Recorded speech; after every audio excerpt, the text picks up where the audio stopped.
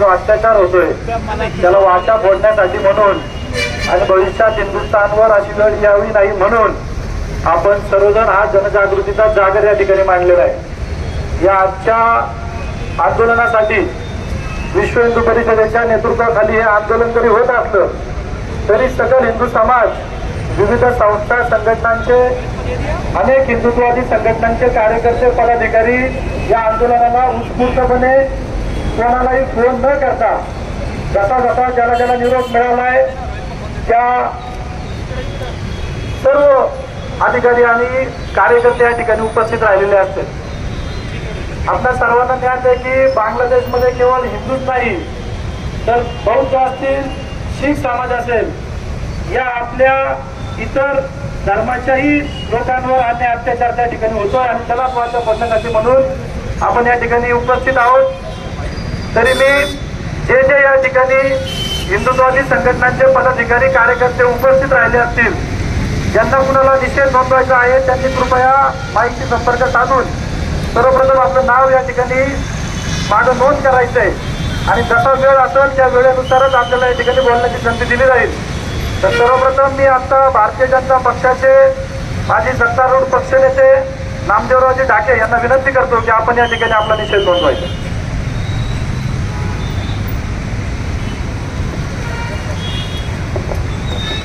भारत माता की, भारत माता की जय भवानी, जय भवानी, जय श्रीराम, जय श्रीराम, जय जय श्रीराम, वंदे वंदे भारत माता की।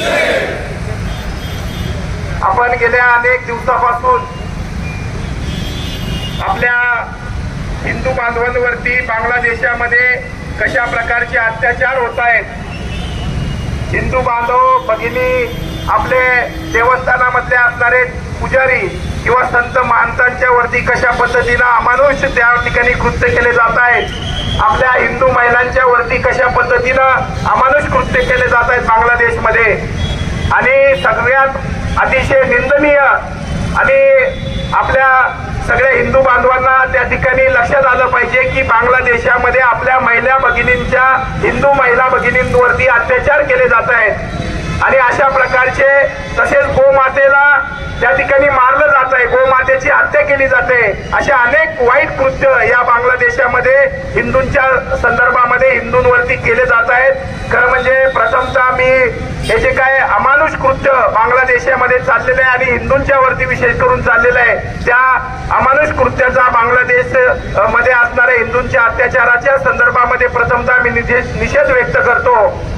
आणि मगाशी सांगितलं, खरं म्हणजे आपण सर्वजण हिंदुस्थानामध्ये राहतो, भारतामध्ये राहतो आणि भारतामध्ये सुद्धा आपण राहत असताना अशा प्रकारे आपण त्या ठिकाणी सहिष्णुतेच्या मार्गाने या ठिकाणी वेगवेगळ्या धर्माच्या लोकांना सुद्धा कुठल्याही प्रकारे या ठिकाणी त्यांना अडचण करत नाही, परंतु जाणीवपूर्वक आपल्या हिंदूंना संपवण्याचं कटकारस्थान या ठिकाणी संपूर्ण जगामध्ये चाललेलं आहे आणि त्यामध्ये बांगलादेशामध्ये जसं कृत्य केलं जात आहे आणि भविष्यामध्ये जर सगळे आपण संघटित नाही राहिलं, आपल्याला सगळ्यांना माहिती काय आपण सगळे एक आहे तो सेफ आहे, म्हणजे आपण सगळेजण एकत्र राहिलो त्यामध्ये जातीपातीमध्ये न डिवाइड होता आपण धर्मासाठी त्या ठिकाणी बांधलं पाहिजे आणि आपला धर्म, देव, देश आणि धर्म याच्यासाठी आपण सगळ्यांनी काम केलं पाहिजे असं मला या ठिकाणी वाटतं।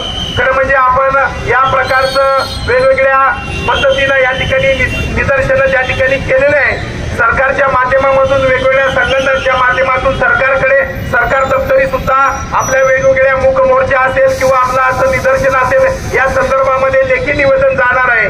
सरकारचा दबाव बांगलादेशवरती कसा केला जाईल केंद्र सरकारचा, तो सुद्धा आपण या ठिकाणी छोट्या छोट्या सभांच्या माध्यमातून, मूक निदर्शनाच्या माध्यमातून त्या ठिकाणी करतोय। परंतु एक आवर्जून आपण भारत देशामध्ये असणारे सर्व हिंदू जर प्राचीन आपण काळ बघितला तर जगामध्ये हिंदू संस्कृती ही मोठी मानली जायची आणि हळूहळू हिंदू संस्कृतीला घात करण्याचं पाप या ठिकाणी असे जे काही बांगलादेश सारखे छोटे देश आहे जे त्याला खायला त्या ठिकाणी त्या देशाच्या लोकांना नाही परंतु धर्मावरती जाणीवपूर्वक घात करण्याचं काम या ठिकाणी बांगलादेशमध्ये या ठिकाणी केलं जात आहे। आणि बांगलादेश मधला हिंदू जरी आमचा बांधव असेल तरी त्या बांधवासाठी आम्ही सगळेजण त्या ठिकाणी उभं राहिलो पाहिजे, नाहीतर भविष्यामध्ये आपल्या देशामध्ये सुद्धा अशी परिस्थिती या ठिकाणी निर्माण व्हायला वेळ लागणार नाही। आपण बघितलं असेल वेळोवेळी या ठिकाणी सरकारी यंत्रणेच्या माध्यमामधून बांगलादेश घुसखोरांना या ठिकाणी आळा घालण्याचं काम केलं जात आहे, परंतु आपल्या या देशामध्ये आपल्या या शहरामध्ये सुद्धा रोहिंग्यांची कालच आपल्या या ठिकाणचे आमदार शंकरभाऊ जगताप आणि आमदार महेश दादा लाडकेंनी सुद्धा त्या ठिकाणी अधिवेशनामध्ये आवाज उचलला आणि कुदळवाडीमध्ये असणाऱ्या रोहिंग्यांचा शोध घ्यायचा। या ठिकाणी बांगलादेश मधले घुसखोर आमच्या शहरामध्ये कसे आले पोलीस यंत्रणेला त्या ठिकाणी मुख्यमंत्र्यांनी संदेश दिलेला आहे, कालच्या अधिवेशनामध्ये तशा प्रकारे या ठिकाणी दिलेला आहे। आणि आम्ही या ठिकाणी सांगू इच्छितो आपल्या सर्व हिंदू बांधवांना की आपण गाफील राहू नका, धर्माचं रक्षण करणं पुढच्या पिढ्यांसाठी आपलं कर्तव्य आहे आणि म्हणून धर्माच्या रक्षणासाठी कुठल्याही जातीपातीमध्ये न वाटता आपण सगळ्यांनी हिंदू एकच आहे आणि हिंदू आपण सगळे भाऊ भाऊ आहेत अशा प्रकारची भूमिका घेऊन येणाऱ्या काळामध्ये आपण जर एक संध राहिलो, आपण एक संध राहिल्याच्यामुळे काय चमत्कार होऊ शकतो हे आपण सगळ्यांनी आता गेल्या मागच्या 8-10 दिवसामध्ये बघितलेला आहे आणि त्याचा निकाल सुद्धा आपण या ठिकाणी दिलेला आहे। भविष्यात सुद्धा आपल्या सगळ्यांना जो आपल्यासाठी काम करेल तो कुठलाही पक्ष असो, आपल्यासाठी हिंदूंसाठी काम करणार जो असेल त्याच्या मागे ठाम आपण उभं राहिलं पाहिजे। अशा प्रकारची भूमिका घेऊन हिंदूंचं रक्षण करणारा जो असेल, हिंदू इनकी जो बात करेगा वही देश पे राज करेगा ही भूमिका घेऊन आपल्या सगळ्या हिंदू बांधवांना बंधू भगिनींना या ठिकाणी आपल्या सगळ्यांना आपल्या धर्माचं रक्षण करण्यासाठी उभं राहायचंय। आणि म्हणून या ठिकाणी मी विनंती करणार आहे आगामी काळामध्ये ज्या ज्या ठिकाणी मला तर असं वाटतं आपण सगळ्या बांधवांनी बंधूंनी मोठ्या प्रमाणामध्ये जिथं हिंदूंच्यावरती अत्याचार केले जातात त्या ठिकाणी सगळी कामं बाजूला ठेवून आपण याला प्रायोरिटी नंबर 1 दिली पाहिजे, महत्व 1 नंबरला दिलं पाहिजे आणि धर्मासाठी त्या ठिकाणी आपण गेलं पाहिजे, कारण धर्माचं रक्षण करण्यासाठी त्या देवानं आपल्याला या पृथ्वी तलावरती पाठवलेलं आहे म्हणून आपण काम करत राहूया अशा प्रकारची या ठिकाणी सदिच्छा व्यक्त करतो। दिवस आज हा दिवस मानव अधिकार दिवस म्हणून हे आंदोलन या ठिकाणी पिंपरी या चौकामध्ये या ठिकाणी आपण सकल हिंदू समाजाच्या वतीनं या ठिकाणी केलेलं आहे। विश्व हिंदू परिषद जरी त्या ठिकाणी नेतृत्व करत असेल तर सकल हिंदू समाजाने या ठिकाणी एकत्र आलेले आहेत। भविष्यामध्ये सुद्धा आपण सगळेजण एक राहूया आणि सगळे आपल्या धर्माचं रक्षण करूया अशा प्रकारची मी विनंती करतो। आणि पुन्हा बांगलादेशमध्ये हिंदूंवर जे अत्याचार केले जात आहेत, अमानुष असे अत्याचार केले जात आहेत, हो मातेवरती अत्याचार केले जात आहेत, आमच्या संत महंतांच्या वरती त्या ठिकाणी त्यांना झाडाला लटकवलं जात आहे, हो मातेला मारून टाकलं जात आहे, महिलांच्या वरती अत्याचार होत आहे। अशा या बांगलादेश मधल्या हिंदूंच्या अमानुष अशा अत्याचाराच्या संदर्भामध्ये मी भारतीय जनता पार्टी म्हणून या ठिकाणी निषेध व्यक्त करतो। धन्यवाद। जय श्रीराम। बोला भारत माता की, भारत माता की। सगळ्या हिंदूंचा आवाज येत नाहीये। बोला भारत माता की, जय श्रीराम, जय जय श्रीराम, जय श्रीराम। छत्रपती शिवाजी महाराज की जय। धर्मवीर छत्रपती श्री संभाजी महाराज की, भारत माता की, वंदे वंदे वंदे, वैदिक सनातन हिंदू धर्म की, हिंदू राष्ट्र की। आज आपण या ठिकाणी डॉक्टर महामानव बाबासाहेब आंबेडकरांच्या या ठिकाणी स्मारकाजवळ बहुसंख्येने उपस्थित आहात आणि आपल्या सगळ्यांना कल्पना आहे की गेल्या काही दिवसांपासून काही महिन्यांपासून आपण बांगलादेशची परिस्थिती पाहतोय की बांगलादेशमध्ये हिंदू असेल, बौद्ध असेल, शीख असेल, अशा आपल्या हिंदू धर्मातल्या काही पंथांवरती सुद्धा अन्याय अत्याचार मोठ्या प्रमाणावर त्या ठिकाणी होत आहेत। आतापर्यंत आपण सर्वजण फक्त छत्रपती शिवाजी महाराजांचा काळ किंवा त्यापूर्वीच्या काळामधल्या काही ऐतिहासिक घटना ऐतिहासिक दस्तऐवजांमध्ये किंवा पुस्तकांमध्ये वाचल्या, काहींनी त्या काही व्हिडिओमध्ये पाहिल्या, त्या सुद्धा कशा प्रकारच्या क्रूर एक 500 वर्षापूर्वी 700 वर्षापूर्वी 800 वर्षापूर्वी या भारत मातेवरती अन्याय अत्याचार होत होते. येथील आपल्या आया बहिणींवरती आपल्या पुरुषांवरती कशा प्रकारचे अन्याय अत्याचार होत होते आपण सगळ्यांनी ते वाचले की कशा पद्धतीने लेकी बाळींवरती बलात्कार केले जात होते. धर्मांतर जर झालं नाही, मुस्लिम धर्म स्वीकारला नाही तर कशा पद्धतीने आपली धडं त्या धडावरची मुंडकी कशी वेगळी केली जात होती हे आपण ऐतिहासिक दस्तऐवजांमध्ये आपण वाचलंय. परंतु गेल्या काही महिन्यांपासून जर पाहिलं तर अगदी सोशल मीडियाच्या माध्यमातून असेल किंवा टीव्ही मीडियाच्या माध्यमातून असेल, वृत्तपत्रांच्या माध्यमातून असेल, आपण सगळ्यांनी स्वतः आपल्या डोळ्यांनी पाहिलं की त्या ठिकाणी आपल्या माता भगिनींवरती कसा अन्याय अत्याचार केला जातोय. जसं पूर्वी सांगितलं जायचं की जशी मोगलाई होती, आदिलशहाचा काळ असेल, मुघलशाहीचा काळ असेल, त्यावेळी ज्यावेळेस अति उकळत्या तेलामध्ये लहान मुलं किंवा आपल्या आया बहिणींना टाकून तळलं जायचं, त्यापेक्षा अधिक क्रूर अन्याय अत्याचार आता बांगलादेशमध्ये होत आहेत. आत्ताच नामदारांनी या ठिकाणी उल्लेख केला की कशा पद्धतीनं त्या ठिकाणी झाडाला लटकवलं जातंय, बळजुबरीने फाशावर चढवलं जातंय. जर आपण कुठला आपला धर्म सोडून जर मुस्लिम धर्म जर स्वीकारला नाही तर खरं पाहायला गेलं तर आपल्या सगळ्यांना माहिती की या घटनेची सुरुवात कशी झाली. तर फक्त एक साधं कारण होतं की त्या ठिकाणी विद्यार्थ्यांनी त्या ठिकाणी आंदोलन उभारलं आरक्षणाचं, पण त्या आरक्षणाच्या आंदोलनाच्या पाठीमागून त्या ठिकाणी हिंदू मुस्लिम अशा दंगली भडकावल्या जात आहेत. खरं तर हे आंतरराष्ट्रीय षडयंत्र आहे मी बांधवांनो, आणि हे आंतरराष्ट्रीय षडयंत्र केवळ बांगलादेशमध्येच नाही तर आगामी काळात हिंदुस्थानमध्ये सुद्धा केलं जाऊ शकतं. आणि त्यासाठीच ती वेळ येऊ नये म्हणून हा हिंदुत्वाचा जागर करण्यासाठी म्हणून आज आपण पिंपरी चिंचवड शहरात मोठ्या संख्येने या ठिकाणी उपस्थित आहोत. आपल्या सर्वांना माहिती आहे की 1947 साली भारत आणि पाकिस्तान वेगळं झालं. त्यावेळेस पूर्व पाकिस्तान आणि पश्चिम पाकिस्तान असे 2 भाग केले गेले आणि त्यावेळेस पाकिस्तानमध्ये सुद्धा हिंदूंची संख्या चांगल्या प्रमाणात होती. परंतु आज 70 वर्षानंतर 75 वर्षानंतर पाकिस्तानमधला हिंदू हा अल्पसंख्य झालेला आहे. त्याचप्रमाणे ज्यावेळेस आजचा बांगलादेश हा त्यावेळेस पूर्व पाकिस्तान म्हणून ओळखला जायचा, त्या पूर्व पाकिस्तानची ज्यावेळेस विभागणी झाली आणि बांगलादेश म्हणून त्याची निर्मिती झाली 1971 साली, त्यावेळेस तेथील हिंदू हा 30% अधिक त्या ठिकाणी राहत होता. परंतु आज 50 वर्षानंतर तेथील हिंदू हा 10%च्या आतमध्ये आलाय. मग उरलेला 20% अधिक हिंदू कुठे गेला? एक तर त्याला मारलं गेलं किंवा त्याला धर्मांतरित केलं गेलं किंवा त्याला तिथून बांगलादेश सोडून कुठंतरी पलायन करावं लागलं. आणि ही परिस्थिती अगदी आपण काही वर्षांपूर्वी 90च्या दशकामध्ये काश्मीरमध्ये सुद्धा अनुभवली. आज आपल्या असलेल्या हिंदुस्थानमध्ये आपण केरळमध्ये जी परिस्थिती अनुभवतोय, आपल्या पश्चिम बंगालमध्ये अनुभवतोय, आसाममध्ये अनुभवतोय, असे अनेक राज्य जे आहेत त्या ठिकाणी हिंदू बहुसंख्य होता. परंतु तो बहुसंख्य असलेला हिंदू आज अल्पसंख्य त्या ठिकाणी झालेला आहे. आज महाराष्ट्राकडे सुद्धा त्याच नजरेने बघितलं जात आहे. आपल्याला असं सांगितलं जातं की महाराष्ट्र मेला तर राष्ट्र मेले आणि महाराष्ट्राविना राष्ट्रकारणा चाले. या महाराष्ट्रामध्ये जो काही संदेश या महाराष्ट्रामधून दिला जातो तो संपूर्ण राष्ट्राला दिला जातो. जी क्रांती घडती ती या महाराष्ट्रामधूनच घडते. म्हणून देशाला दिशा देणारा असा आपला महाराष्ट्र आणि या महाराष्ट्रामधील हिंदू या देशाला नक्कीच दिशा देणार आहे. म्हणून सती बांधवांनो, आज मला या ठिकाणी कळकळीनं फार स्वातंत्र्यवीर सावरकरांची मोठ्या मनापासून आठवण येते.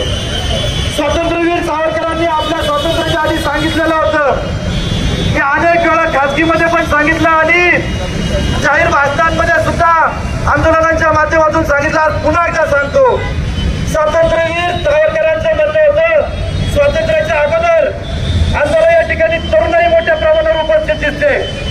सावरकर म्हणायचे की जर माझा तरुण आणि या तरुणांची जी बोट आहे ती बोट जर तरुणांच्या केसांमधून फिरण्याऐवजी जर बंदुकीच्या चापांवरून जर फिरली तर या देशाला नक्कीच लवकर स्वातंत्र्य लाभेल.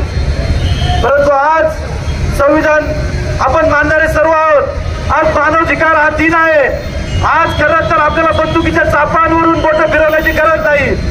आपण सर्वांनी नुकतीच आपल्याला माहिती आहे की या महाराष्ट्रामध्ये विधानसभेची निवडणूक होऊन गेली आणि या विधानसभेच्या निवडणुकीमध्ये आपण सर्वांनी आपली बंदुकीवरची चापावरची बोटं न फिरवता ईव्हीएम मशीनवरनं ही बोटं फिरवली आणि त्याच्यावरनं जी काही किमया आपण या संपूर्ण महाराष्ट्रात करून दाखवली ती उभ्या जगाने पाहिलेली आहे. त्यामुळं आपण संविधानाच्या आधारे जे काही चोख उत्तर या लोकशाही मार्गातून यायला पाहिजे ते आपण सर्वांनी दिलेलं आहे. परंतु बांगलादेशमध्ये सुद्धा असंच एक लोकशाही सरकार होतं. हसीना शेख नावाचं त्या ठिकाणी पंतप्रधान त्या ठिकाणी उपस्थित होत्या. परंतु या आंदोलनाच्या माध्यमातून हे हसीना शेख नावाच्या एका कर्तृत्ववान महिलेला त्या ठिकाणी त्यांनी पायउतार केलं आणि पूर्ण देशाचा ताबा हा केवळ फक्त या काही आतंकवाद्यांनी घेतला. इराणची परिस्थिती काही वेगळी नाहीये. अनेक ज्या ठिकाणी मुस्लिम बहुल जी काही राष्ट्र आहेत त्या ठिकाणी अशीच काही कमी अधिक प्रमाणात परिस्थिती आहे. परंतु ही जर परिस्थिती भारतावर यावी नाही असं जर आपल्याला वाटत असेल तर आपल्याला केवळ सरकार निवडून देऊन चालणार नाही. एक हिंदू बांधव म्हणून एक हिंदू समाजाचा प्रतिनिधी म्हणून आपल्या प्रत्येकाची या ठिकाणी जबाबदारी आहे की सगळ्या गोष्टी ह्या आपण फक्त सरकारवर किंवा पोलीस यंत्रणेवरच सोपवल्या पाहिजेत असं नाहीये. आपली सुद्धा तेवढीच जबाबदारी आहे. किती काळ आपण प्रशासनावर अवलंबून राहणार, किती काळ आपण पोलिसांवर आपलं जे काही किती त्यांना नियंत्रित करायला लावणार. शेवटी ते सुद्धा आपलेच बांधव आहे. त्यामुळे आपली सुद्धा प्रत्येकाची जबाबदारी आहे. आपली प्रत्येकाचं कर्तव्य आहे की या देशासाठी देवासाठी धर्मासाठी आपण प्रत्येकाने आपलं कर्तव्य बजावलं पाहिजे. ज्यावेळेस स्वातंत्र्यवीर सावरकरांनी सांगितलेलं होतं की जर का जगातल्या कुठल्याही जर देशामध्ये कुठल्याही राष्ट्रामध्ये जर हिंदूंवरती जर अन्याय अत्याचार होत असतील तर भारतातल्या हिंदूंनी या इथल्या मुस्लिमांवर दबाव टाकला पाहिजे. तर कुठल्या प्रकारचा म्हणजे काही दशका आधी स्वातंत्र्यवीर सावरकरांनी की भविष्यात काही घडणार आहे त्याविषयीचं भाष्य खूप वर्षांपूर्वीच करून ठेवलेलं असतं. म्हणजे ज्याप्रमाणे आज बांगलादेशमध्ये हिंदूंवर अत्याचार होतोय, त्याप्रमाणे हिंदुस्थानमध्ये सुद्धा अनेक वेळा हिंदूंवर अत्याचार होतोय. तर त्यासाठी इथल्या हिंदूंनी इथल्या मुस्लिमांवर दबाव टाकण्याला सुरुवात केली पाहिजे. बांधवांची वेळ आलेली आहे. आता या मुस्लिम समाजाच्या पाठीवर मारण्याची वेळ नाही, त्यांच्या पोटावर मारण्याची वेळ आलेली आहे. आणि पोटावर मारायचं असेल तर इथल्या प्रत्येकाने आपल्या प्रत्येक बांधवांनी एक मनोमन आजपासून निश्चय केला पाहिजे की जसं मी मागाशी म्हणालो की जी बंदुकीवरची बोटं फिरणार असती तर स्वातंत्र्य लवकर मिळालं असतं. आज आता आपण अगदी स्वातंत्र्य उभं बघतोय. आपली बोटं आपण ईव्हीएम मशीनवरनं फिरवली. आता इथून पुढचं काम आपली जी बोटं आपल्या खिशातल्या ज्या पैशांवरती फिरतायत, आपल्या खिशातल्या नोटांवरती फिरतायत. एखाद्या दुकानात ज्यावेळेस आपण जातो त्यावेळेस आपला जो QR कोड आपण स्कॅन करतो त्या QR कोडवरती जी आपली बोटं फिरतायत आता ती बोटं फिरताना आपल्या लक्ष्मीवरची बोटं फिरताना आपण विचार केला पाहिजे की माझा पैसा माझी लक्ष्मी ही फक्त हिंदू आणि हिंदूच्याच फक्त घरात गेले पाहिजे. एकाही मुस्लिमाकडं आपले पैसे आपली धनसंपदा जाता कामा नाही. यांच्या पोटावर मारल्याशिवाय आता हा समाज हा जागेवर येणार नाहीये.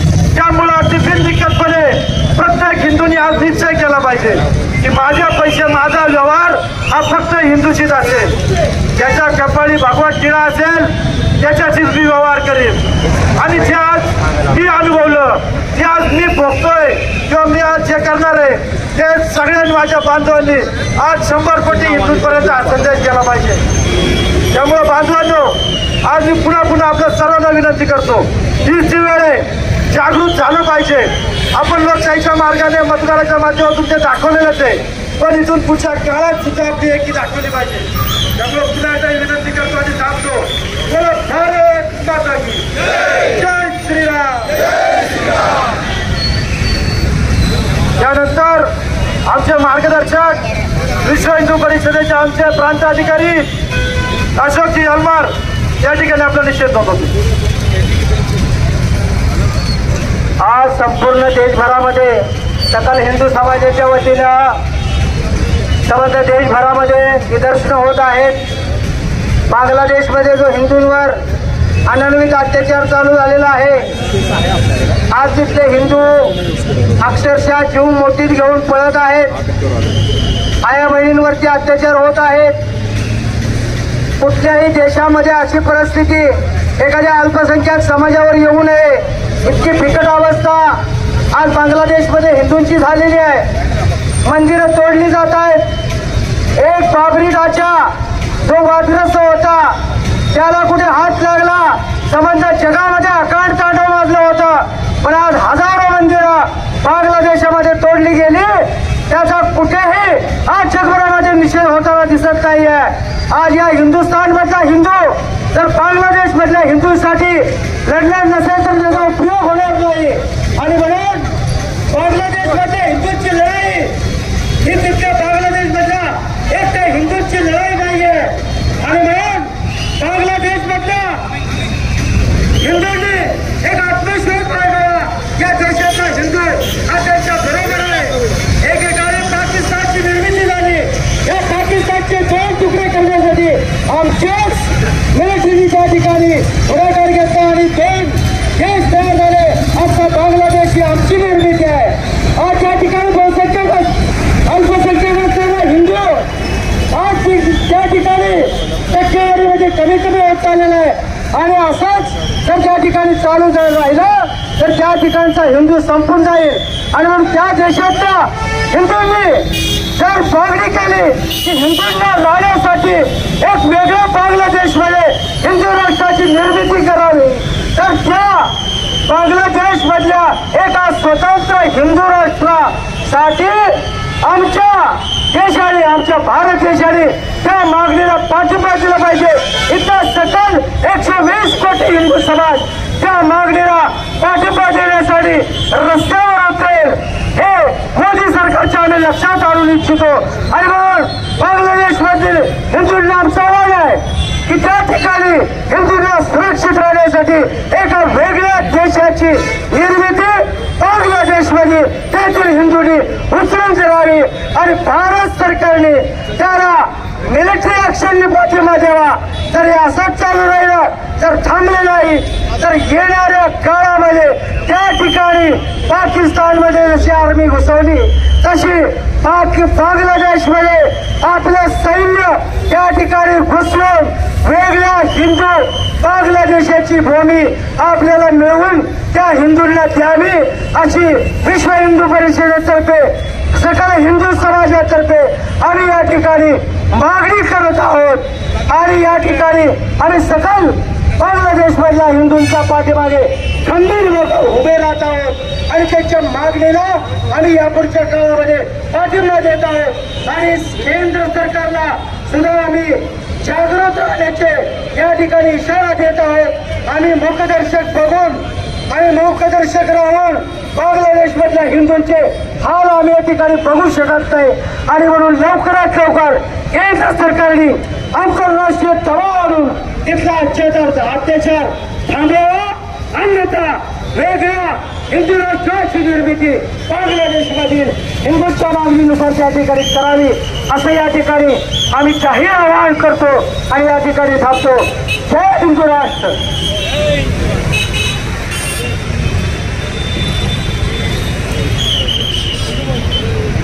यानंतर इस्कॉनचे जगन्नाथ गोविंददासजी या ठिकाणी निषेध नोंदवतो। हरे कृष्णा। या ठिकाणी उपस्थित सर्व तमाम हिंदू बंधू भगिनी व मातांचे खूप खूप धन्यवाद। आपण सर्वजण आपला वेळ काढून या ठिकाणी सकल बांगलादेशमधल्या हिंदूंचा जो काही अत्याचार होत आहे, अनेक प्रकारे अनेक वक्त्यांनी आपले मतं मांडलेली आहेत, हे जे बोलणे आहेत, जे शब्द आहेत, यापेक्षा लाखोपटीचा अत्याचार ते लोक सहन करत आहेत। बांगलादेशमध्ये 18 इस्कॉन मंदिरं आहेत आणि 18 इस्कॉन मंदिरांमध्ये ज्या काही घटना घडत आहेत त्या अत्यंत तीव्र निषेधाच्या आहेत। तिथलं अन्न पाणी संपत आलेलं आहे। सगळ्या मंदिरांच्या मूर्त्यांना भग्न करण्यात आलेले आहेत. अनेक प्रकारच्या अशा समस्यांना सकल तिथला हिंदू समाज त्रस्त होत आहे आणि याचा निषेधार्थ पूर्ण हिंदुस्थानातून आपण सर्वजण याचा निषेध करत आहोत. ही अत्यंत महत्वाची गोष्ट आहे. पण आपल्या सर्वांना हे लक्षात असायला हवं की बांगलादेशच्या हिंदूंसाठी आपण आहोत, पण जर आपण इथे सर्वांनी एकतेने आपल्या राष्ट्राला, सनातन धर्माला, संस्कृतीला टिकवण्यासाठी जर आपण सदैव एकजूट नाही राहिलो तर तो दिवस आपल्या इकडे येईल. आपल्या सर्वांना याची जागरूकता असायला हवी. आजच्या या निषेधासाठी हजारो मेसेजेस फॉरवर्ड झालेले आणि इथे लाखात येणं अपेक्षित आहे, पण तरीही आपण थोडे जाऊ. पण जे आहोत सगळ्यांना ओढून पुरणार आहोत. आपल्या सर्वांना ही महत्वपूर्ण आपण कामगिरी घेतली पाहिजे की आपण घराघरापर्यंत जाऊन सर्व जनतेला जागरूक केलं पाहिजे की ते जिथे आहेत, जसे आहेत, त्यांना आपल्या सनातन धर्माचा, आपल्या सनातन संस्कृतीचा अभिमान असायला हवा आणि या सर्व सनातन धर्माला आणि संस्कृतीला त्यांनी आपल्या दैनंदिन आचरणामध्ये आणलं पाहिजे. आज हजारो आपली मुलं आहेत की त्यांच्या माथ्यावर तिलक नाही. अनेक अशा गोष्टी आहेत की ज्याच्यासाठी आपल्याला आपला सनातन धर्म आणि या धर्माची माहिती आपल्याला घरोघरी पोहोचवून अजून तीव्रता याची वाढवली गेली पाहिजे. आणि इस्कॉन देवस्थानच्या वतीने आम्ही आपल्या सर्वांचे खूप खूप धन्यवाद देतो की आपण इथे आणि संबंध भारतामध्ये आपण ज्या इस्कॉनच्या भक्तांसाठी आणि तिथल्या सकल हिंदूंसाठी आपण सर्वजण असे एकत्र आलेलो आहोत. सदा सर्वदा त्यांच्यासाठी आपण असेच एकत्र येऊ आणि त्यांच्यासाठी आणि तसेच भारतातील तमाम हिंदूंसाठी सुद्धा आपण एक प्रेरणास्थान राहू. हरे कृष्ण.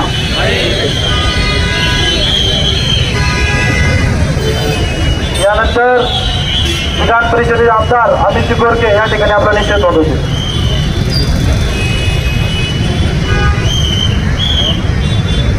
बोला जय श्रीराम, जय श्रीराम. या पिंपरी चौकात जमलेले तमाम माझे हिंदू बांधव, हिंदू भगिनी, आज संपूर्ण देशामध्ये बांगलादेश या ठिकाणी घडत असलेल्या या हिंदूंवर होणाऱ्या अत्याचाराविरुद्ध सर्व हिंदू एकवटलेले आहेत. आज जागतिक मानवाधिकार दिन आहे आणि या मानवाधिकार दिनाच्या निमित्तानं आपण सर्व या ठिकाणी जमलेलो आहोत. सगळ्यांना कल्पना आहे मानवाधिकार जपण्यासाठी राष्ट्राची एक परिषद असते आणि त्या परिषदेमध्ये सगळ्या मानवांचे मानवाधिकार जपले जातात. पण त्या ठिकाणी जर आपण पाहिलं अनेक वर्षापासून हिंदूंचा मानवाधिकार जपण्याचं काम ही परिषद करत नाहीये आणि हे वेळोवेळी सिद्ध झालंय. आज बांगलादेशमधील अन्याय, अत्याचार एवढ्या विकोपाला गेलेत की ते आपल्याला बघवत नाहीये. आज आपल्या घरामध्ये अगदी आपल्या शेजारी असलेल्या बांधवाला छोटासा जरी ऍक्सिडेंट झाला, अपघात झाला तरी आपलं मन हळहळतं. पण आपण बांगलादेश मधले सगळेच व्हिडिओ बघतोय आणि तिथला अत्याचार आपण बघतोय. हे बघून आपलं मन हेलावतंय आणि आज म्हणूनच आपण सगळे रस्त्यावर उतरलोय. आज या ठिकाणी जे जे हिंदू बांधव माझा आवाज ऐकताय त्या सगळ्यांना मी विनंती करणार आहे, बांगलादेश असेल, भारतातला प्रत्येक प्रदेश असेल, राष्ट्रातला प्रत्येक प्रदेश असेल, त्या प्रदेशामध्ये ज्या ज्या वेळेस हिंदूंवर अन्याय होईल त्या वेळेस आपण आपलं कर्तव्य समजून रस्त्यावर उतरलं पाहिजे. कारण ज्या वेळेस हिंदू जागा झालाय त्या वेळेस या देशात, या जगात प्रलय निर्माण झालाय. हा इतिहास आपल्याला महाभारत आणि रामायणातनं वेळोवेळी मिळालेला आहे. छत्रपती शिवाजी महाराजांनी ज्या वेळेस महाराष्ट्रात आपलं हिंदू राष्ट्र निर्माण करावं यासाठी प्रत्येक ठिकाणी जाऊन, आपल्या प्रदेशात जाऊन भगवा फडकवण्याचं काम केलं, त्यावेळेस प्रत्येक वेळेस हिंदू एकवटलेला छत्रपती शिवाजी महाराजांच्या भगव्याखाली आपल्याला दिसलेला आहे. आज बांगलादेशची परिस्थिती मी बघत होतो आणि ते बघत असताना असंही निदर्शनात आलं की आज बांगलादेशमध्ये हल्ला होणारा जो हिंदू बांधव आहे त्यातला 60% जास्त हिंदू बांधव हा दलित आहे आणि गोरगरिबांना पकडूनच हा अत्याचार आणि अन्याय करण्याचं काम तेथील नालायक लोक करत आहेत. त्यामुळे आज हिंदू एकवटला, आज प्रत्येक ठिकाणी आंदोलन होत आहेत आणि ही आंदोलन होत असताना ज्या वेळेस या हिंदूंवर अन्याय होईल त्या वेळेस आम्ही रस्त्यावर उतरल्याशिवाय राहणार नाही. आज बांगलादेशी परिस्थिती काय, आज बांगलादेशी परिस्थिती बिकट झालेली असताना आज भारतामध्ये आज प्रत्येक ठिकाणी ही निदर्शनं होतात. आज आमच्या महिला असतील, भगिनी असतील, तरुण मुलं असतील, आज सगळे एकवटलेले आहेत. हे कुणासाठी एकवटले आहेत तर भारतासाठी एकवटलेले आहेत, भारताच्या भूमीसाठी एकवटलेले आहेत, हिंदू ऐक्यासाठी एकवटलेले आहेत. आज पिंपरी चिंचवड परिसरातही अनेक ठिकाणी जर आपण पाहिलं मोठमोठ्या वस्त्या आहेत आणि त्या वस्त्यांमध्येही आज बांगलादेशी घुसखोर त्या ठिकाणी आज आहेत आणि त्यांना शोधण्याचं कामही आपण आपल्या सरकारला करायला लावलं पाहिजे. कालच आमचे नेते माननीय महेशदादा लांडगे यांनीही एक चांगला प्रश्न काल विधानसभेमध्ये उपस्थित केला आणि हा उपस्थित करत असताना आपल्या हिंदूंविषयीचं प्रेम त्यांचं कितपत जागृत आहे आपल्या सगळ्यांना माहिती आणि काल ते पुन्हा एकदा दिसलं. त्यामुळे मी त्यांचं अभिनंदन करेल, कौतुक करेल आणि या ठिकाणी असलेल्या हिंदू बांधवांना मी विनंती करेल ज्या वेळेस हिंदू संकटात येईल त्या वेळेस आपल्याला अशा प्रकारे रस्त्यावर उतरलंच पाहिजे. माझ्या हिंदू संकटात त्यावेळेस 1 कोटी हिंदू बांधव एकवटल्याशिवाय राहणार नाही आणि ज्या वेळेस हिंदूंवर अत्याचार होईल त्या वेळेस या हिंदूंची गर्जना संपूर्ण राष्ट्रामध्ये पसरल्याशिवाय राहणार नाही. हिंदूंवर अन्याय म्हणजे माझ्यावर अन्याय, आपल्यावर अन्याय, आपल्या कुटुंबावर अन्याय, ही गोष्ट आपण सगळ्यांनी लक्षात ठेवली पाहिजे आणि म्हणूनच आपण कायमस्वरूपी एकवटलं पाहिजे. मी बांगलादेशमधल्या या सरकारच्या विरोधात या ठिकाणी मी निषेध व्यक्त करतो आणि या ठिकाणी थांबतो. जय हिंद, जय महाराष्ट्र. पुन्हा एकदा आपण गर्जना देऊयात. बोला छत्रपती शिवाजी महाराज की. विभागाचे सहसंयोजक पुनाजी साठे या ठिकाणी आपला निषेध व्यक्त करतो. छत्रपती श्री शिवाजी महाराज की, धर्मवीर संभाजी महाराज की. आज या ठिकाणी अनेक वक्त्यांनी आपल्या आपल्या पद्धतीने बांगलादेशामध्ये जे हिंदूवरती आक्रमण चालू आहे त्या विरोधात निदर्शनं व बोललेले. मला एवढंच सांगायचं आहे की आम्ही काय हिंदुत्वादी आहोत, आम्ही काय हिंदुत्वात जपतो याचं उत्तर जर ऐकायचं असेल काश्मीर नंतर भयानक परिस्थिती कुठं झाली असेल ती बांगलादेशमध्ये झालेली आहे. आणि काँग्रेसचा वरिष्ठ नेता असं म्हणतो मी हिंदू आहे पण मी हिंदुत्ववादी नाही. मला त्याला एवढंच सांगायचंय, याचा अर्थ एवढाच होतो तू पुरुष आहे, तुझ्यात पुरुषार्थ नाहीये. नुसतं हिंदू असून चालणार नाही तर हिंदुत्ववादी असलं पाहिजे. आज आपण पाहत आहोत हिंदुत्ववादी का असलं पाहिजे. बांगलादेशमध्ये जी इस्कॉन सारखी संस्था आहे त्यांनी कधी कुणाची जात, कधी कुणाचा धर्म विचारला नाही. अविरतपणे कोरोनामध्ये असंख्य लोकांना जेवणाचं वाटप केलं. पण आज आपण पाहत आहोत त्या इस्कॉन सारख्या मंदिरावरती भयानक प्रकारचे हल्ले झाले. इस्कॉनचे जे अनुयायी आहेत त्यांच्यावरती सुद्धा हल्ले करण्यात आले, त्यांना मारून टाकण्यात आलेले. आज बांगलादेशमध्ये इथे जे काही सांगितलं जातं दरवेळेस की संघ, बजरंग दल, RSS, विश्व हिंदू परिषद जातीयवाद निर्माण करतंय, ते निर्माण करतंय. मला त्यांना एवढंच सांगायचंय की बांगलादेशमध्ये ना बजरंग दल आहे, ना भाजप आहे, ना RSS आहे, मग कोण तेढ निर्माण करते. मगाशी धनुभाऊंनी सांगितलं बांगलादेशाचा जो विषय होता तो विद्यार्थ्यांसाठी होता, फक्त विद्यार्थ्यांसाठी आंदोलन चालू होतं. पण आपण पाहिलं तिथलं आंदोलनाने वेगळा युटर्न घेतला आणि तिथं हिंदूंना टार्गेट करण्यात आलं.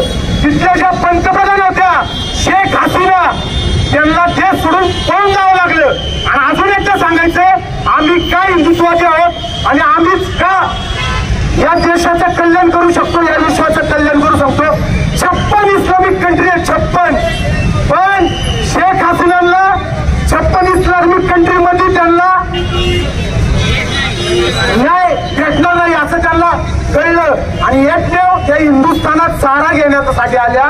एवढंच सांगायचंय दरवेळेस जे महाराष्ट्रामध्ये सांगण्यात येतं महाराष्ट्र हा पुरोगामी आहे, महाराष्ट्र हा कधीच पुरोगामी नाही, महाराष्ट्र हा प्रचंड हिंदुत्वादी आहे आणि तो दाखवून दिलेला आहे या विधानसभेच्या निवडणुकीमध्ये दाखवून दिलेला आहे. महाराष्ट्र हा छत्रपती शिवाजी महाराजांचा महाराष्ट्र आहे. ज्या राजाने स्वतःचं छत्र त्याच मुघलशाही असताना स्वतःचं छत्र तयार केलं, हिंदू राजा झाला, हा तो महाराष्ट्र आहे. आपण वेळोवेळी एकत्र येतच राहणार आहे आणि केंद्र सरकारलाही या निषेधाच्या माध्यमातून एवढंच सांगण्यात येत आहे बांगलादेश मधले जे काही हिंदू आहे तिथे आता अशोकजी यलमारांनी जसं सांगितलं त्यांच्यासाठी एक वेगळं राष्ट्र तयार झालं पाहिजे. मी या ठिकाणी माझ्या भावना व्यक्त केलेल्या आहे. अजून बरेच जण त्यांच्या भावना व्यक्त करतील. जय हिंद, जय महाराष्ट्र.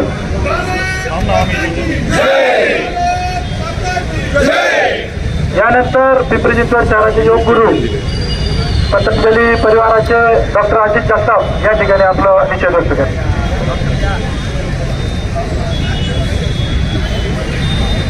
जय श्रीराम, जय जय श्रीराम. बंधू आणि भगिनींनो, गेल्या काही दिवसांमध्ये आपण सगळ्यांनी जे पाहिलेलं आहे, ऐकलेलं आहे आणि आपल्या डोळ्यांनी जे पाहता येणं अशक्य आहे अशा काही गोष्टी पाहण्याची स्थिती आपल्या सर्वांवर निर्माण झालेली आहे. आणि या स्थितीतून आपले सर्व हिंदू बंधू आणि भगिनी ज्या कुठल्या देशामध्ये आहेत त्या देशांमध्ये जर अत्याचार होत असतील तर सकल विश्वातील हिंदू समाजाने एकत्र होणं आणि एक आपली शक्ती उभी करणं आणि त्या शक्तीच्या द्वारे आपण आपलं अस्तित्व हे अबाधित ठेवण्याचा प्रयत्न करणं हे अत्यंत महत्त्वाचं होत चाललेलं आहे.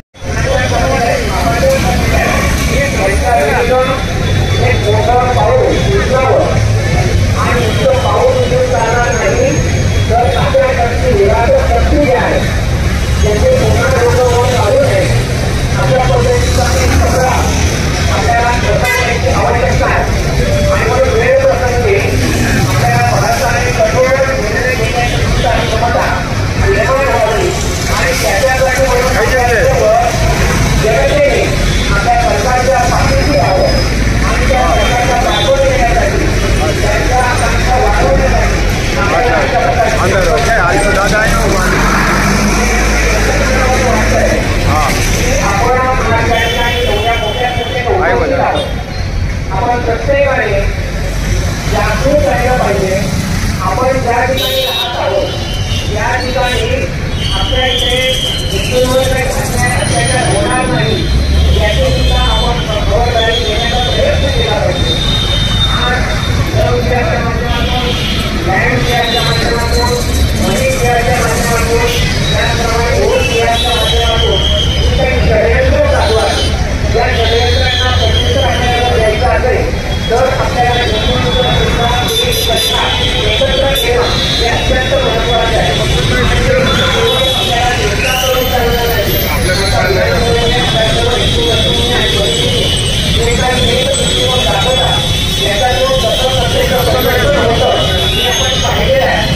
वर्षीचा आकडा आहे आणि हा सरकारी आकडा आहे, पोलीस डिपार्टमेंटकडून आलेला आकडा आहे. मागच्या वर्षी 45,000 हिंदू मुलींना आपल्या महाराष्ट्रातून केवळ पळवून नेण्यात आलं आणि तो पळून नेण्यात आलं नाही तर काही मुलींवर काय अत्याचार झाले आपण सगळ्यांनी पाहिलंय. आणि म्हणून याच्यासाठी जागरूकता जर करायची असेल तर आपल्या हिंदू मुलींमध्ये सुद्धा आपल्याला जागृत केलं पाहिजे. कारण आज एक हिंदू मुलगी जर आपल्या समाजातून बाहेर गेली किंवा तिचं धर्मांतरण झालं तर तिच्यापासून पुढे वाढत येणारे सगळे वंश जे आहेत ते नष्ट होतात.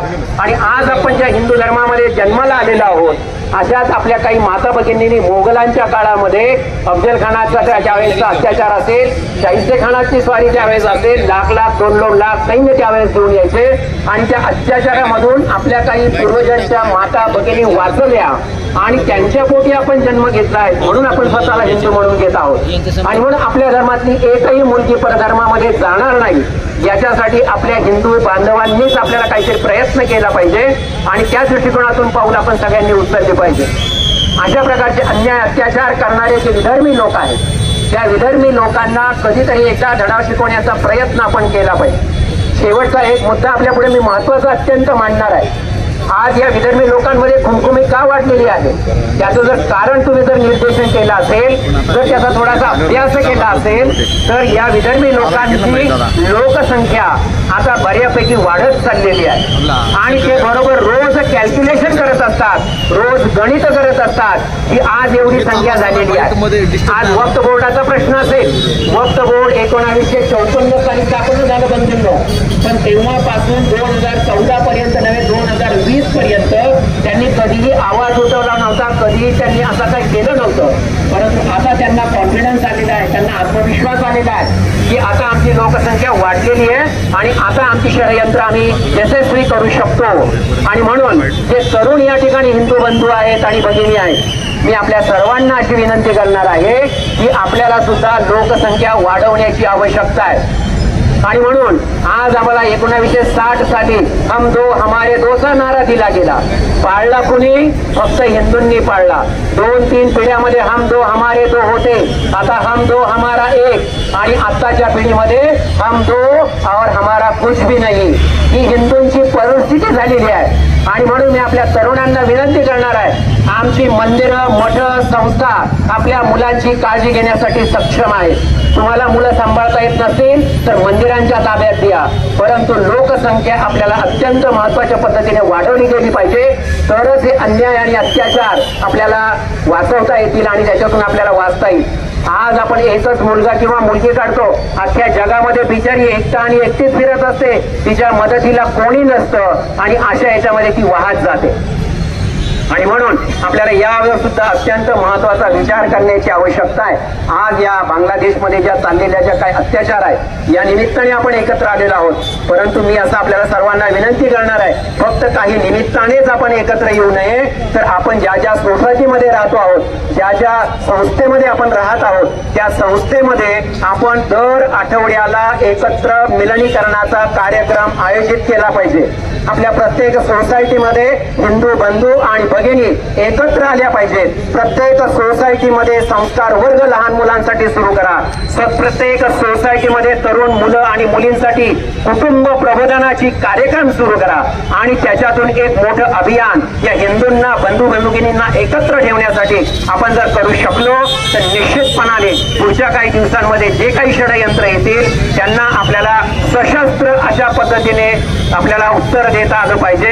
याची सुद्धा व्यवस्था आपण करण्याचा प्रयत्न करूयात. या ठिकाणी मला बोलण्याची जी संधी प्राप्त करून दिली याच्यातला प्रत्येक शब्द आपण या कानाने ऐकून त्या